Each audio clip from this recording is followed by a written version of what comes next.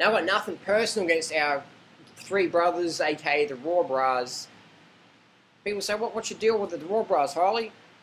No deal with them, but it's just, I get a lot of emails from people going, you know, like, how come the Raw Bras call themselves Raw Bras, but they diss the raw food lifestyle and say that you need to eat meat and you can't be a raw foodist and you got to, you know, have steak burgers and drink coffee and, you know, do mate shakes and that the vegan lifestyle is bad for you and too much fruit gives you dental issues and all this stuff. And you know, people are welcome to share that opinion and talk about that, but when you're using the raw food movement as your stage to write it off, you're going to get a bit of, what's the word, disapproval. You're going to get some disapproval there. So my gripe is with people coming into the raw food lifestyle to make money or fame on it or whatever and just saying, well, I did the raw food lifestyle for a couple of months and underate, and this is what happened to me. You know, we've got plenty of names like that. You know, Daniel Vitalis, Susan Schenk. You know, as somebody who was a raw vegan for many years, my calorie sources were basically coconut oil, olive oil, and kale. That was basically what I was eating, and you know, with some tertiary foods, but that was the main stuff. List goes on. Dave Wolf, people like that, saying you don't want to be a vegan, you don't want to be extreme raw foodist and all this stuff like that. And that's cool. People are welcome to say that, share their opinion. But my gripe is when people just sort of stick around in the scene saying, oh, it doesn't work, it doesn't work, it doesn't work, it never works, you can't be a vegan, fruit's bad, you can't eat too much fruit, you can eat it sometimes, but not that much. You know, I'm gonna stand up and say, hey, this is what I think. So I've got nothing personal against the Raw Bras.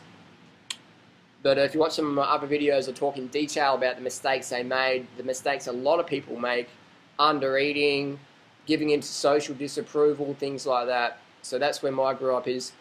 I would be cool with it if the Raw Bras, you know, because people say, oh, you're just like some vegan elitist, Harley. So if people actually knew me well, they know I've got a lot of meat eater friends. But none of those guys go on the internet and say, well, I tried this vegan thing, it didn't work, blah, blah, blah.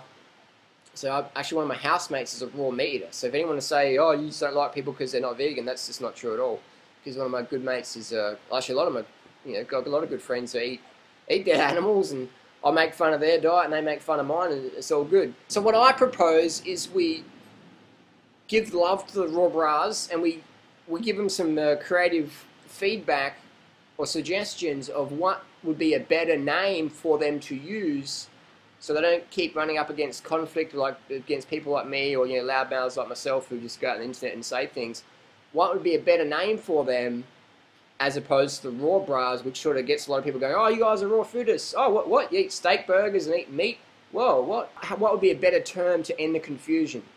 Would it be the fish bras, the deer bras, the beef bras, the egg bras, the raw milk and honey bras? What would be a better term for them so people wouldn't be confused when they learn the truth about what the Raw Bras eat? What would be a better term? What do you think? Post your comments down below. Please try and keep them polite.